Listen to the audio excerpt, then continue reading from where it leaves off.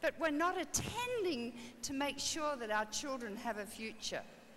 So, to sum up, nuclear power's made 54,000 tonnes of radioactive waste, and there's nowhere to put it. They found this mountain in Nevada called Yucca Mountain that's transected by 32 earthquake faults made of pumice, a very permeable stone.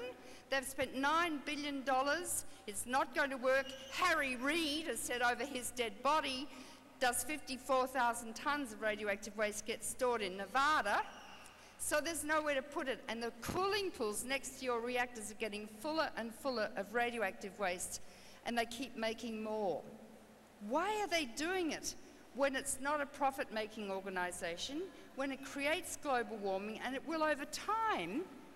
People will wake up in the morning, their breast milk will all be ready to be radioactive, they'll be giving birth to deformed babies, and their children will be getting cancer at the age of 5 instead of 60. It's so we can turn our lights on. It's so we can turn our computers on. It's so we can turn our VCRs on. Don't forget, Mozart wrote by candlelight. So did Shakespeare. We've lived and survived for 3 million years without electricity. But the most important point to note is that we, Arjun Makajani at IEER and I, have created a roadmap for America for a carbon-free, nuclear-free future by 2050. No carbon and no nuclear.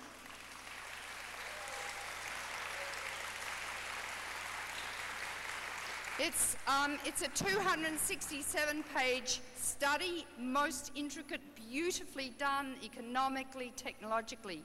Americans can save 28% of the electricity they currently use by turning off their lights. But it's solar, wind, geothermal, tidal, you name it. And nuclear, if you remove the subsidies, which are your tax dollars from nuclear, it dies. No carbon trading, because the mafia will get into that. Tony Soprano will be into it like a flash. No carbon trading, a hard cap of $30 to $40 per tonne of CO2, and people will stop producing CO2 and get into alternatives. Silicon Valley calls green energy green, not because it's green, because it makes a lot of greenbacks. The 4th richest man in China is a big man developing solar power and selling it all over the world. You've got enough sun in your country to supply 3 times more electricity than you currently use. Every building should be backfitted to be a solar collector. Hot water, solar electricity. No building should be built without it facing south, without it being a solar collector, solar electricity, the whole thing. Architects have a huge responsibility, but we've got a plan, the prescription for survival for a nuclear-free, carbon-free future. That's very exciting. The nuclear industry has to be closed down like now. Now! And last but not least, we must have bilateral nuclear disarmament because of the 30,000 nuclear weapons in the world. Russia and America own 97% of them. And yet Bush is running around the world with a microscope looking at Iran. They don't have nuclear weapons. It's America that has most of them, and everyone emulates you. And if you do the right thing and you work with Russia to abolish nuclear weapons, and guess who's promoting that? Barack Obama called for the elimination of nuclear weapons the other day, and I'm going to ring up his campaign and I'm going to work for him. That's the most important thing anybody could ever say in this campaign, and Hillary Clinton hasn't got the guts.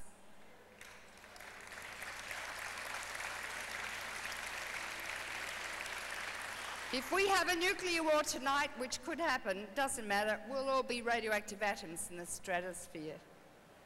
Okay, so the 3 major health issues facing the planet now are nuclear power, global warming, and it's beyond time to fix global warming now. That CO2 stays up there for 100 years. We've got to stop driving SUVs. We've got to get on our bicycles. We've got to turn off every light in the house. But more than that, we've got to organise that Congress, who are totally out to lunch at the moment, being lobbied by God knows who for oil, for coal, for gas, for nuclear. They've got to stop it. And the people who stop it are you. Your politicians are your representatives. You are their leaders.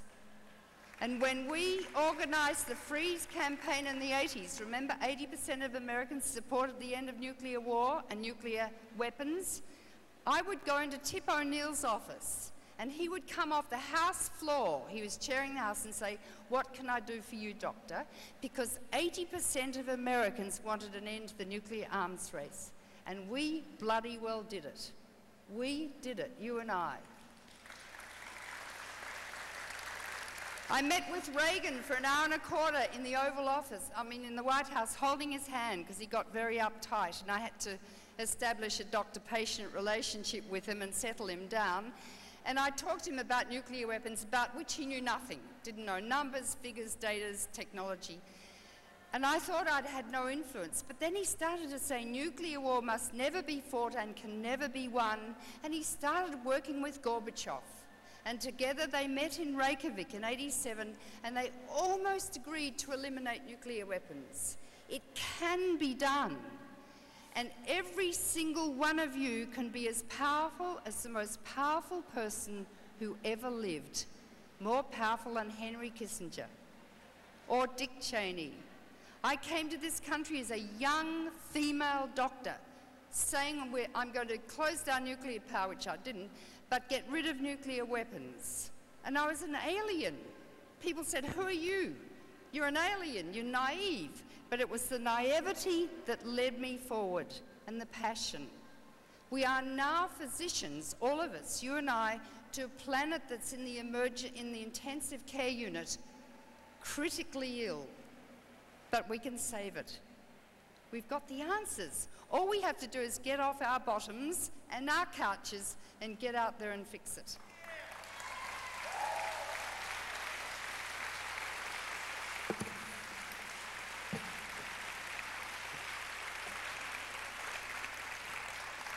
Well, I wish you luck. I can tell you more things. I've got a picture of a Trident submarine here. Maybe I'll end with that so you just get a vision of what I'm talking about. You've got 18 Trident submarines, 14 of which have nuclear weapons. On each Trident are 24 missiles, and on each missile are 8 hydrogen bombs 100 times larger than the Hiroshima bomb, each accurately targeted to their specific cities.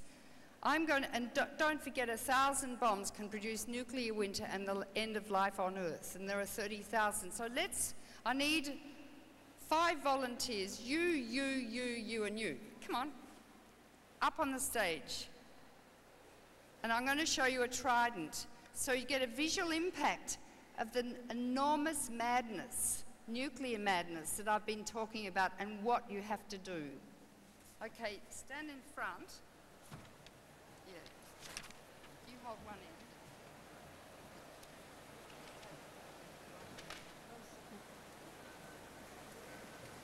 end. Each one of those sheets is a missile. So there are 24 of those sheets, each representing a missile, and each of the black cylinders is a hydrogen bomb 100 times larger than the Hiroshima bomb that killed 120,000 people. And you've got 14 of these monsters sailing the seas at any time silently under the oceans. Okay? That's why that conference downstairs is so dangerous. We have to stop killing each other. We have to stop killing each other. Thank you.